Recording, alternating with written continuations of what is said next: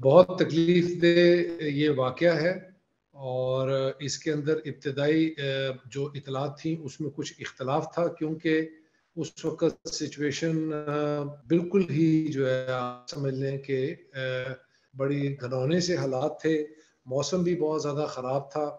اور on ground ہمارے پاس کوئی اوتھینٹک سورس نہیں تھی، لیکن ہم نے جو ابتدائی انفارمیشن ملی اس کو رد نہیں کیا، اس کو ہم نے اکٹھا کیا، اس کو انالائز کیا، بلکہ لوگوں کے ساتھ شیئر بھی کیا،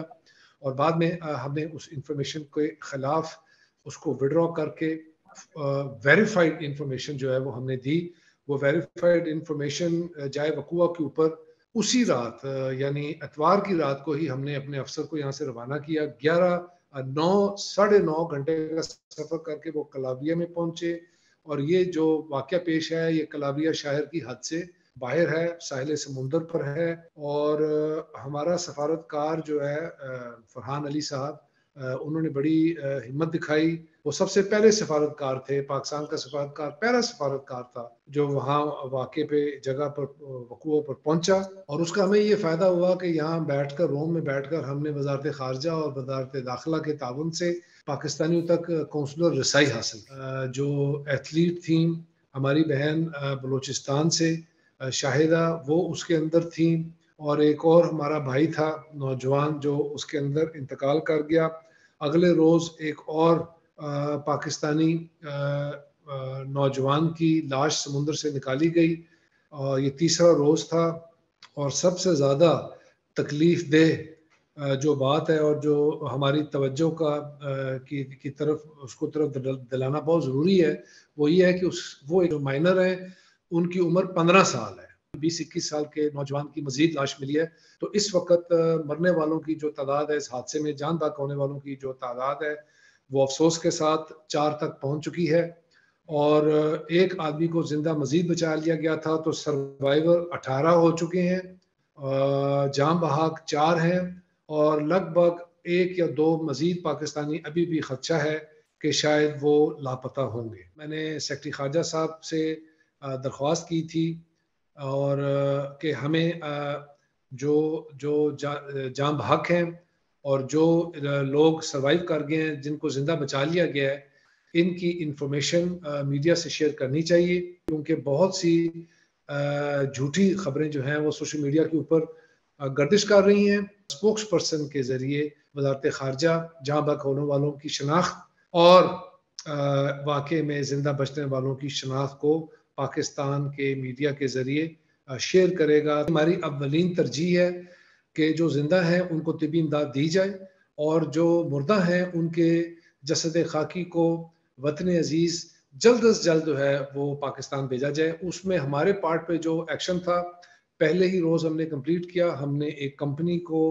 کا تعین کیا، تعین کرنے کے بعد ہم نے اس کے نام پہ NOC ایشو کی، اور وزارت خارجہ میں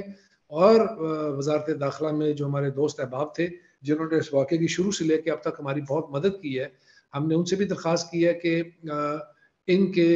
جو بھی انٹرنل پروسیجرز ہیں 2 قسم کے ہیں، ایک پولیس کا پروسیجر ہے، ایک ایڈمنسٹریٹو پروسیجر ہے، اور ایک جوڈیشل پروسیجر ہے۔ یہ 3 قسم کے پروسیجر ہیں۔ تو ہم نے درخواست یہ کی ہے کہ ان تینوں پروسیجرز کو جلد از جلد مکمل کیا جائے، اور ہمارے پاکستانیوں کی جو ڈیڈ باڈیز ہیں وہ ہماری نامزدہ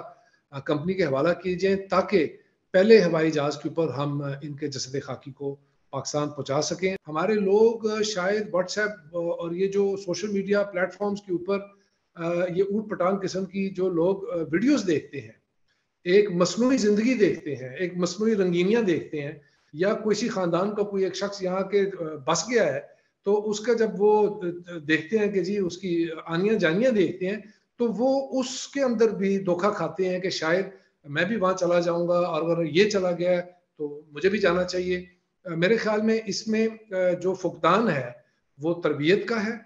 پھر تعلیم کا ہے۔ میں یہ چاہتا ہوں کہ آپ میڈیا کے ذریعے سوشل جو ہماری سول سوسائٹی ہے، ہمارے تھنک ٹینکس ہیں، ہمارے انٹلیکچوئلز ہیں، ہمارے گھروں میں ہماری مائیں بہنیں ہیں، بچے ہیں، ہمارے اسکول میں اساتذہ ہیں، وہ اس ڈیبیٹ کو سٹارٹ کریں اور یہ سوال پوچھا جائے کہ کیا کسی بھی ملک کے اندر زمینی، خلائی یا ہوائی راستے سے غیر قانونی طور کے اوپر رات کی تاریکی کے اندر گھسنا کیا یہ جائز ہے؟ کیا پاکستانی یہ پسند کریں گے کہ ہمارے ملک میں 15, 20, 25 قسم کی قومیت کے لوگ ہماری اجازت کے بغیر، ہم سے پوچھے بغیر، ویزا لیے بغیر رات کے اندھیرے میں اس طرح داخل ہو جائیں. میرے خیال میں یہ بہت فائدہ مند ہوگی اگر یہ بحث چھیڑی جائے. اور اگر اس بحث کے نتیجے میں صرف ایک انسان کی جان بچا لی جائے گی تو میں یہ سمجھوں گا کہ جیسے قرآن میں اللہ سبحانہ وتعالیٰ نے فرمایا کہ ہم نے پھر پوری انسانیت کی جان بچا لی. میرے ایک دوست نے مجھ سے 3 ہفتے پہلے ریکویسٹ کی کہ ان کے جاننے والے جن کا تعلق ناروال سے تھا وہ لیبیا میں ہوائی جہاز کے ذریعے پہلے یو اے ای گئے ہیں، یو اے ای سے الیگزینڈریا گئے ہیں، الیگزینڈریا سے وہ بنغازی میں گئے ہیں، اور انہوں نے کہا کہ جی مجھ سے ان کے خاندان نے اپیل کیا کہ آپ کسی طرح ان کو بچائیے. چونکہ میں یہاں آنے سے پہلے افریقہ کا انچارج تھا تو میں نے وہاں پر اپنے جو پاکستان کے ایمبیسڈر تھے ان سے درخواست کی، اور جس دن یہ واقعہ پیش آیا ہے اس سے ایک دن پہلے وہ نوجوان بنغازی سے 3 لوگوں کو بچایا گیا ہے. وہ جو کشتی لیبیا سے ٹوٹی ہے وہ انہوں نے اسی کشتی پہ چڑھنا تھا. تو اگر کوشش کریں گے، باشعور طور سے کوشش کریں گے، اور ان کو بھی وہاں سے نکلنے کے لیے جو مشکلات کا سامنا کرنا پڑا، جس طرح ان کو بلیک میل کیا گیا، جیسے پیسے مانگے گئے، میں یہ سمجھتا ہوں کہ یہ دہشت گردی سے کم نہیں ہے، اور یہ قتل سے کم اس کے اوپر مقدمہ نہیں بننا چاہیے. یہ سراسر قتل ہے. اس کے اندر ہماری بچیاں، ہمارے کم سن بچے قتل کیے جا رہے ہیں. کہ ہیومن سمگلنگ جو پاکستان سے ہو رہی ہے وہ مخصوص علاقوں سے ہو رہی ہے. آپ ان کو پسماندہ علاقہ کہہ کر اس طرح میں اس کو اگنور نہیں کروں گا کہ یہ جی پسماندہ علاقے سے آئے ہیں. یہ خاص پاکٹس ہیں پاکستان کے اندر جہاں سے ہیومن سمگلنگ کے ریکٹس ہیں، جو ان لوگوں کو، مجھے جو میری معلومات ہے 25 لاکھ روپیہ فی کس اس موت کے سفر کے لیے مانگا گیا تھا، اور 5-5 لاکھ 10-10 لاکھ ایڈوانس لیا گیا تھا، اور 10-10 15-15 لاکھ یہاں اترنے کے بعد لینا تھا. تو یہ پیسے کا لین دین ہو رہا ہے، یہ ایک بزنس ہے. جو لواحقین ہیں میری خواہش ہوگی کہ وہ ہم سے فوری رابطہ کریں. جو نمبر میں آپ سے شیئر کرنا چاہتا ہوں وہ اٹلی کا انٹرنیشنل کوڈ ہے +39، اور فون نمبر ہے 389-871-6588.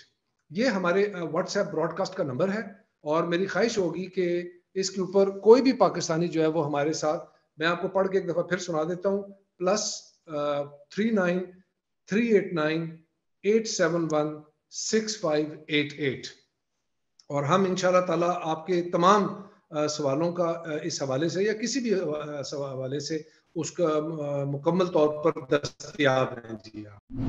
مزید نیوز اپڈیٹس اور ڈیجیٹل سٹوریز کے لیے سبسکرائب کریں ڈان نیوز پاکستان.